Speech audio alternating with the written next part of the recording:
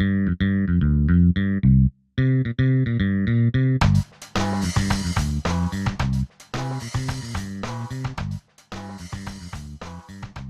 everybody, and welcome back to another episode of the Backwater Entrepreneur podcast and show. My name is Jack, and I'm your host, and this is another special. You'll see we're in a different surroundings, and in a special episode, I bring along a guest, and in this episode, I have the distinct pleasure of talking to Jonathan Baer, right? That's right. And basically, John is a recovering venture capitalist investor. And he has been working in Silicon Valley for about 32 years. And he's running a big company. He has been investing in lots of small other businesses. He's doing a lot of consulting with startups worldwide. And we have the pleasure of having him here on the Backwater Entrepreneur podcast. John, welcome to the show. Thank you. Pleasure to be here. So, John, you say you are a recovering venture capitalist. What does that mean, a recovering venture? Well, it means several things. The first thing it means is I used to invest. I don't anymore. So when people come to me and say, I want money, I simply say, I'm not investing. I'm happy to give you help, advice, counsel, but I'm not investing. Secondly, it means that I bring the perspective of an investor. And yes, I've been a serial entrepreneur. I'm founder and CEO of 2 venture-backed companies, both of which had liquidity events, but I also bring the mindset of an investor. And very often entrepreneurs are really good at thinking about their product. Sometimes they're okay at thinking about their market and the business, but they often fail to understand the investor's perspective. And particularly for companies who are looking to raise capital, getting the benefit of the investor's perspective is really critical. Fantastic. And let's just one more step back. So why did you stop investing? It stopped being fun. It stopped being fun. It was at a period of time where there was too much venture capital money out there. Companies the valuations were too high. People didn't have real businesses. You were being asked to invest in something which was simply an idea, and there really was very little behind it. And that stopped being fun for me. And so I decided it was time to drop out and try something else. Okay, so let's go back to the basics. So this is a podcast about mostly entrepreneurship, but we also include and have a base of listeners who are in startups. What is the difference between entrepreneurship and startup? And we talk about this in a lot of episodes. So for you, are all entrepreneurs also startups, or are all startups entrepreneurs? So where is the difference between that? Well, I think entrepreneurs start companies. Startups, it's kind of a vague definition. There are early stage startups and then there are later stage startups. And so the startup just refers to the entity, and maybe you're talking about how far along it is. But you don't have startups without entrepreneurs, and entrepreneurs, you can be an entrepreneur, but it's better to be an entrepreneur and be starting something, hopefully. Some of my guests and some of the opinions about the difference between startups and entrepreneurs is a startup needs to be scalable. So like infinitely scalable or exponentially scalable in order not to be a regular business. So is that also in your opinion? Well, I think there's a definition of companies that are venture financeable. And I think that is a smaller subset of the startup world. And venture financeable companies, in order to have it attractive and have the economics make sense for both the investor and the startup, they have to have large market potential. They have to be able to grow and scale quickly. But there are people who start businesses that never raise outside capital. That may not grow to be multi-billion dollars in revenue or size. And those are legitimate startups. They are companies, they're creating value, they're providing product or service, and that's perfectly fine. And so I'm not going to make a value judgment as one is better than the other. They're certainly slightly different.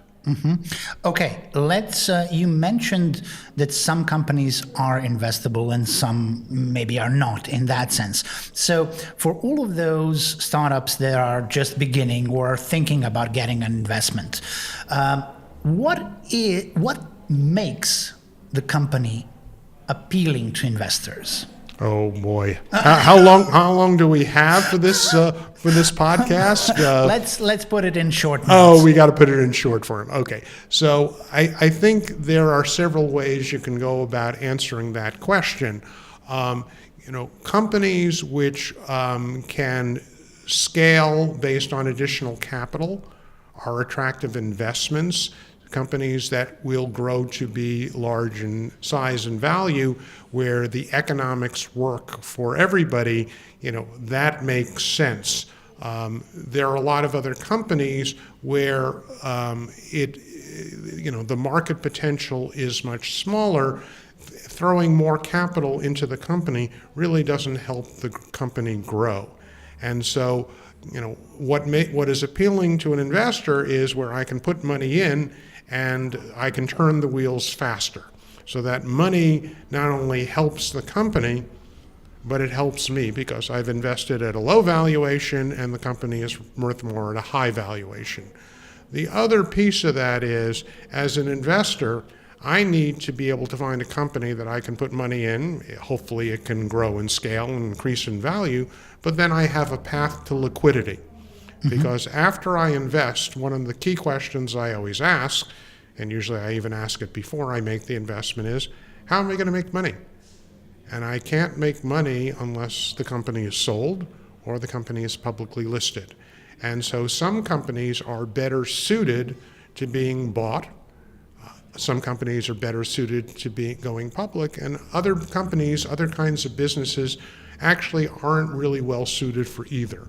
And so that category of company usually doesn't get an investment from professional venture investors. When we talk about investments, you mentioned numerous times that it's all about how we're going to make money for the investor. So in order to make a good decision on whether to invest or not. Right. In most cases, in your experience, what happens, is it better for the company in early stages to seek an investment, or when they have something already developed or in some sort of MVP or later stage?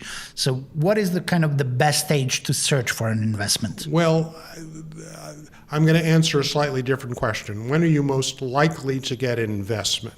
Okay. You're most likely to get investment when you have a product, when you have a clear understanding of the market, when you have some indications of customer traction, which means people are buying your product or about to buy your product or committed to buying your product.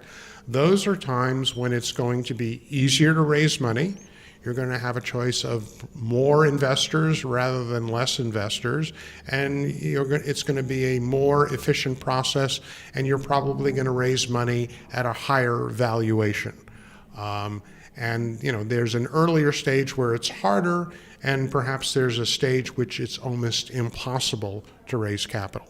Because even though somebody may have a brilliant idea, very often it's hard to get an investor who's going to invest in that idea, brilliant or otherwise, until there's enough traction in terms of product and in terms of customers and market validation. Mm-hmm. And going back to the entrepreneurship side, back to the people who are running the startups, no matter if they are searching for investments or not, what are the most common mistakes that people running startups do? And again, I asked the question, how long do we have for this podcast? So, there are a lot of reasons why companies fail. And they range from founders not getting along. And having co-founders is a good thing, because building a team of people who brings diverse background, experience, and skills helps increase the probability of success. But when founders don't get along, it gets ugly, and very often that's the cause of companies failing. The bigger issue often is that people build a product or go after a market and there is no market. They think there's an opportunity, they think there's a need, and it turns out they're wrong. And sometimes they're just wrong, and sometimes they're very wrong. And what is the advice for those people who think they have a product? Well, I can tell you I've heard a lot of people talk about MVP, minimally viable product, and I've talked to a lot of people who are hell-bent on building the MVP long before they talk to people to understand the market need, the problem that the customer has, and the product requirements. And it's a key missing step that I see among entrepreneurs here, as I do in many other parts of the world. But I think my gratuitous advice to entrepreneurs is ask questions, do market analysis, get feedback from people early before you even start building your MVP. Your MVP, yes, your MVP will give you additional feedback, and it will ultimately help you to better define the market and what product you deliver. But there's a missing step there, and it gets entrepreneurs in trouble. You mentioned that a part of the problems that startups are having is the team falls apart. So I'm sorry, is the team falls apart. So what makes a great team? And in some cases, do you see that people get in, have an idea, and they need to gather a team around that idea? So what is your advice for searching for the right team? Okay, so there are two questions there. The first one is what makes for a good team? Yep. The same things that makes for a great marriage. People who know each other, they understand their strengths and weaknesses, they bring complementary background and skills and experience, and they're able to communicate effectively. In terms of finding co-founders, networking, talking to people, getting referrals, being clear as to what it is you're doing, being able to tell the short story, not the long story, and being passionate about what you're doing all help you in trying to identify co-founders. It's not an easy process, but I certainly, in the short time I've been here, I've met a lot of people who are interested in doing something and they don't have the idea. On the other hand, I've met a number of people who have some good ideas, but they are sole founders and they really need to surround themselves with a team. The problem in most people having a team is making them, work for the idea as if it was their own. So basically to dig, grind for the purpose of that idea. For those people who are solo entrepreneurs or solo idea founders, how do you think they should sell the idea? Nobody's going to work for your idea as you are going to do. Right. So it's your baby. So, and if you have not only co-founders, but also employees. So what about motivation? So what makes the best motivation in that? So I think, and I don't see that problem in Silicon Valley. When people come together, they are truly co-founders, and so it's not one person's idea and everybody else works for the founder. When I talk about co-founders, I'm talking about people who are equals in many ways, including very often in equity ownership. And so if you're a founder of a company and you own 100% of the company and you're going to give 1% to each of three co-founders, you're missing the point. Yep. Now, often in Silicon Valley, often in other companies around the world, the co-founders, even if they didn't have the original idea, they are all equal, and have equal ownership in the company. They may have different roles, and there's always somebody who's the CEO who makes the final decision. But in terms of ownership, among founders as well as among employees, the goal is to have put in a structure where everybody feels a ownership in the company and the opportunity, and at least in many of the places that I've worked, that's a great way to build common interest and excitement around the company and the opportunity. In the startup world, especially in the investments, and when we're talking about equity and team, there is always kind of the thought when we are adding people to the team. So whether should we hire them or should we give them equity? So the answer is you are hiring people. Yep. If they're full-time people, you're hiring them. Now, how you compensate them, whether they're getting cash compensation or strictly equity, is a function of where the company stands. And sometimes the company has no cash. The people you have joining can join on a full-time or a part-time basis, and they're willing to work without near-term cash compensation. There are other times that you bring people in on a part-time or a consulting basis, and then you figure out how to compensate them. And again, what's the mix of cash, compensation, and equity? And it's a function of, it's always a negotiation, and it's a function of what the company has and what people's requirements are. I've occasionally run into people where 2 of the 3 co-founders are taking no cash, but they have a larger equity stake in the company, and one of the co-founders needs current income, and so they have traded off some equity in the company for some cash compensation. And so, trying to be flexible and adaptable, assuming you have the right people, the right talents, the right mix of people who can help you be successful, is trying to put together that recipe that hopefully will give you a cake that rises and doesn't fall flat.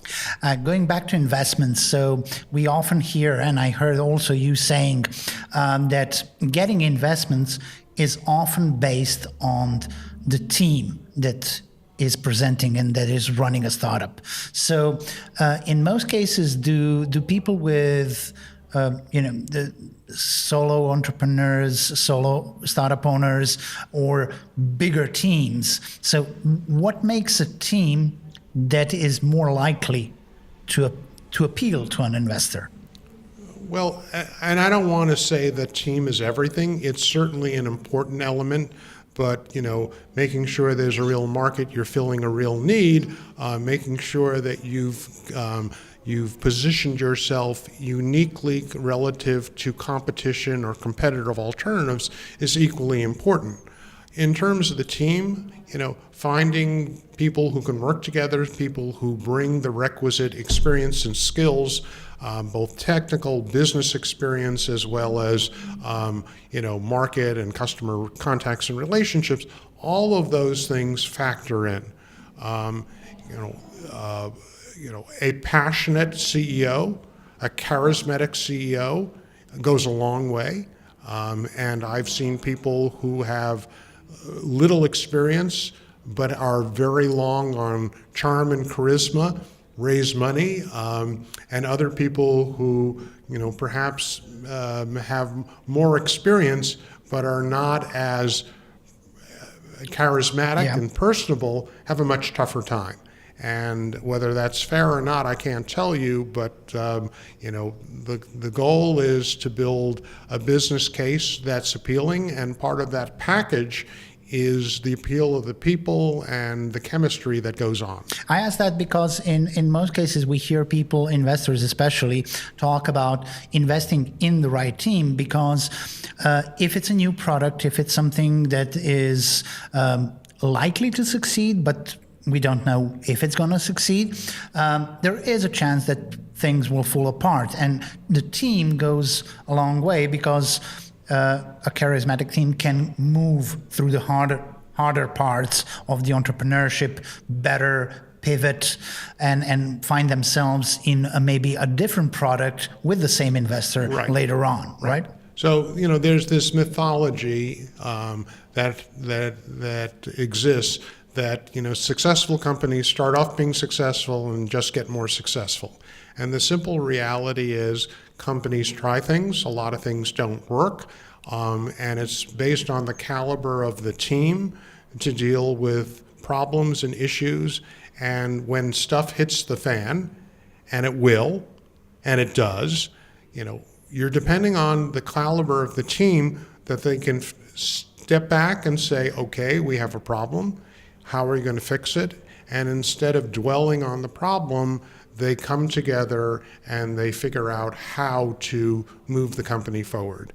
And in saying that, you say, well, that's not hard, but in fact, a lot of teams can't do it.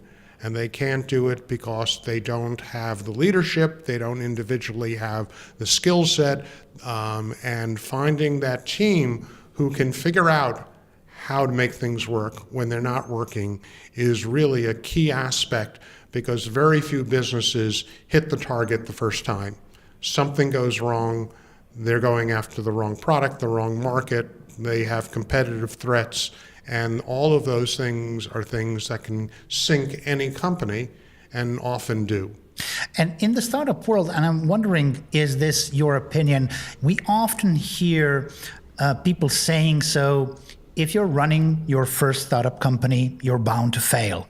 So is it like that? Should people prepare that the first thing they try to do as a business will fail, and then when they learn from their mistakes, they will do better? The answer is no, and I need to explain that.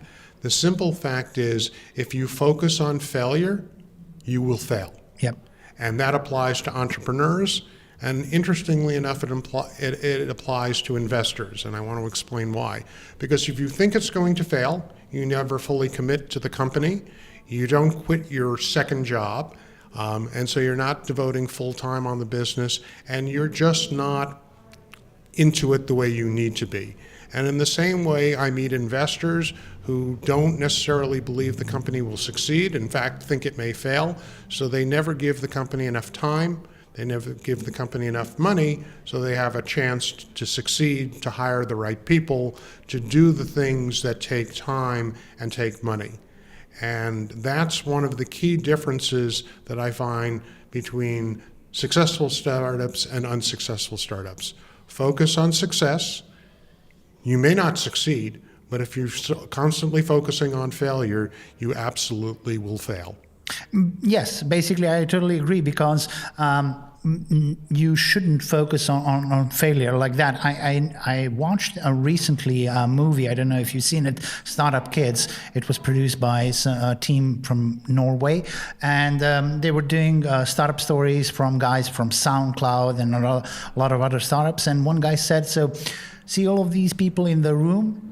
At one point, they all burned their businesses, and if they didn't, they will burn this one.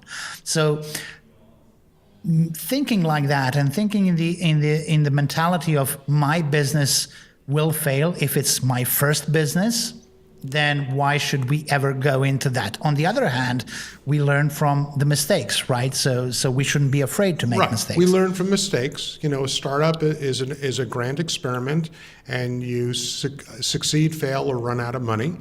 But the fact is that yes, a lot of startups fail, and there are first-time entrepreneurs who are wildly successful.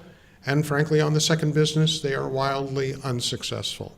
And more experience is better than less experience, but smart people who surround themselves with great co-founders and members of the team, who find advisors and mentors to give them help and advice, who ask good questions, those are all recipes for success.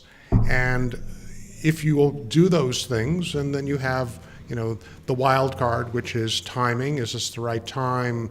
Are you in the right place at the right time? Those things you can't control. But for the things you can control, a lot of people don't realize that they can increase their chances of success, whether they are first-time entrepreneur or not. In one of the previous episodes of the podcast, we mentioned one interesting thing one of my guests did. And basically, they said, so an entrepreneur builds a business. And the key to an entrepreneur is building that business, raising it up, going through the rough times. At one point, every entrepreneur, if he is or she is successful, creates a job for themselves in a big company if the company grows to be that big. And he is no longer an entrepreneur per se. So he's no longer in a day-to-day risk situation in that sense. So in the startup world, from your experience as an investor and going through startups, so how many entrepreneurs really are in it only for the thrill of building a business? So they build a company in order to sell it and then go into another project or remain in the big company. Right. So the most successful entrepreneurs are usually people who are not in it for the money, but they're committed to something. They're committed to changing the world. They're committed to building a better product. They're committed to something. And it's bigger and in a lot of ways much more important than money. And that's not to say that they're not happy when they make a lot of money. But what I also find, and this is a phenomena more so in Silicon Valley than in other parts of the US or other parts of the world, is that a lot of people who start a company and it's successful, or even if it's not, they want to do it again and again and again and again.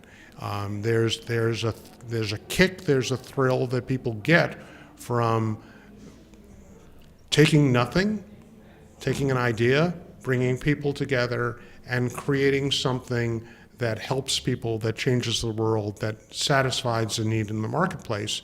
And that's why you often see people who have been very successful go and start another company and another company after that. It's not for the money. There's something bigger and more important for them, and it's what really motivates a lot of the more successful people in Silicon Valley and everywhere around the world. And how many people, when we're talking about creating another company, so how many people you see running startups which did not yet reach that amount of success already go into a side hustle? So a side business. So how many people start multiple businesses at the same time, just because there can be different reasons. So one isn't as going as fast as they would like them to, and there is not that much success. We need more money, and we can't get investments, so we're going to do a side hustle.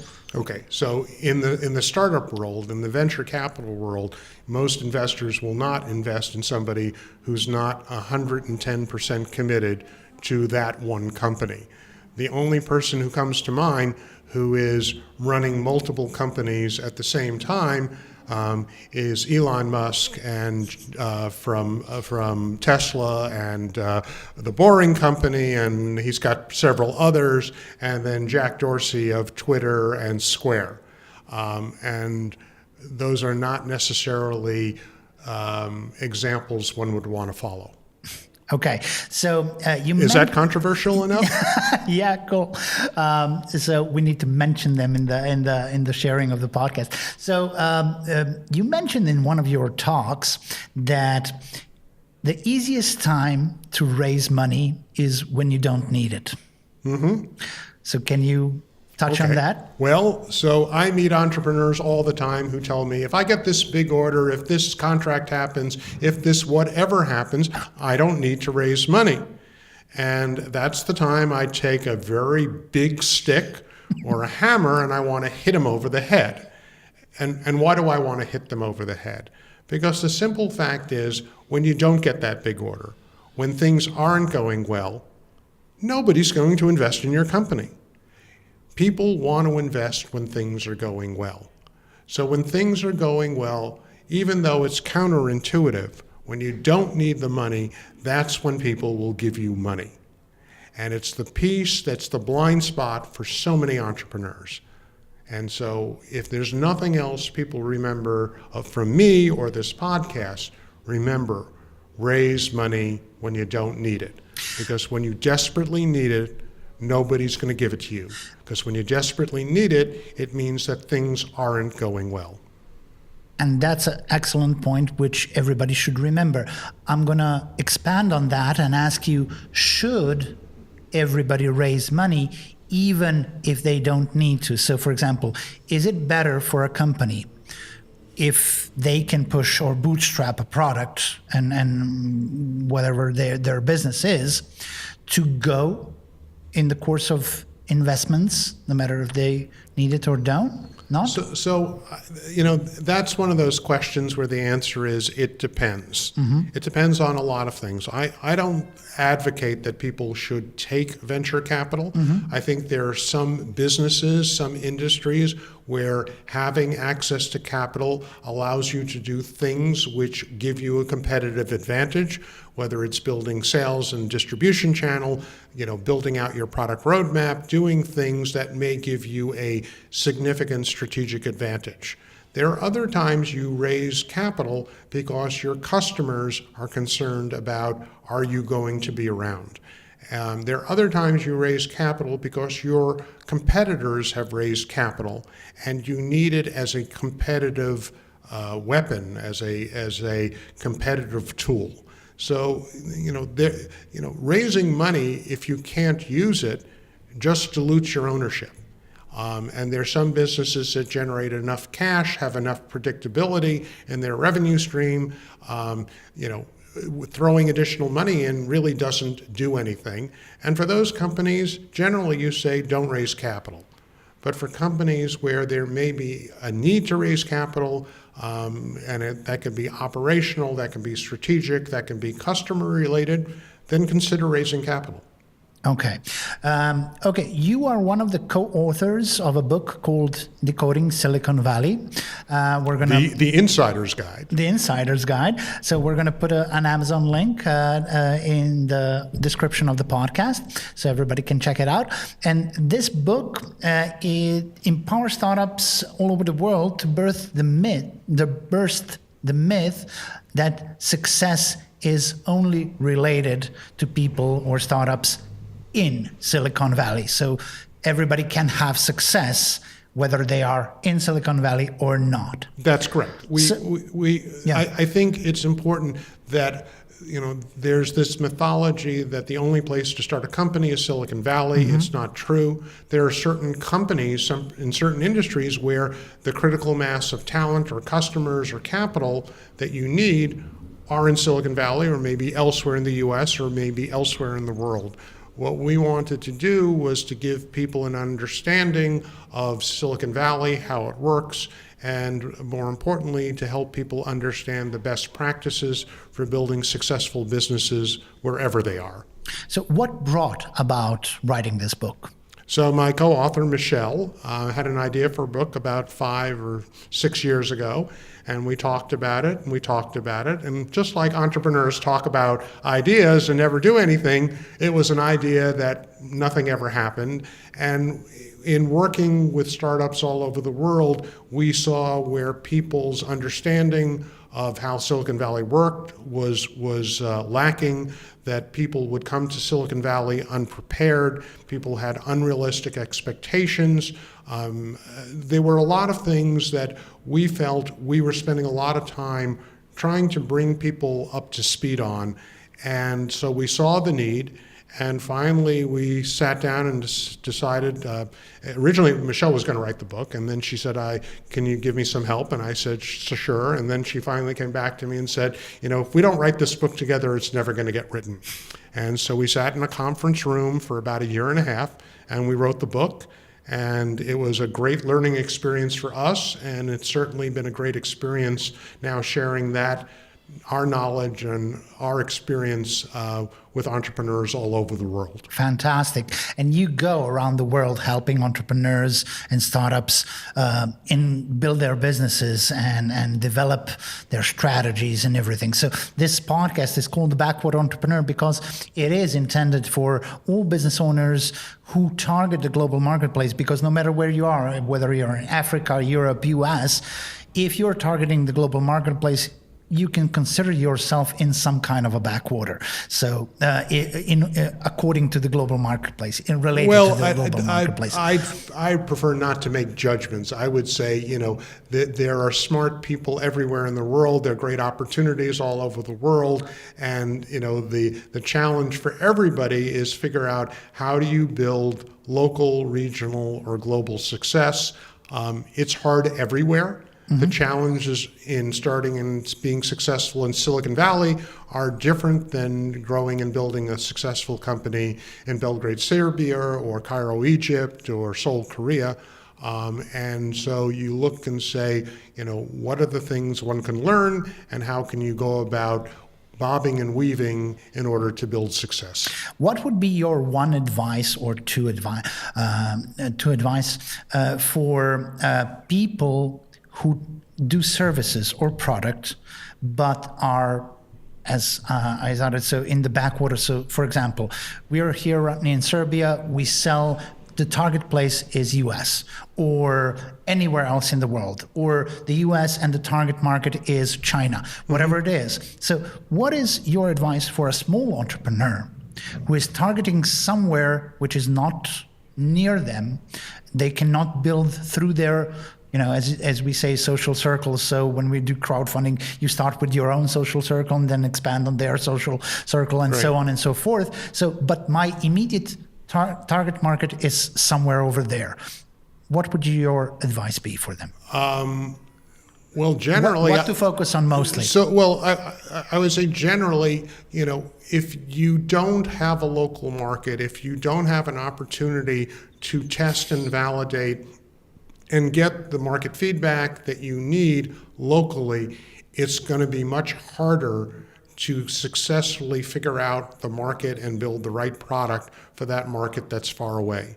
And so my advice to people would be find a business opportunity that you can develop and test locally and then go to larger markets.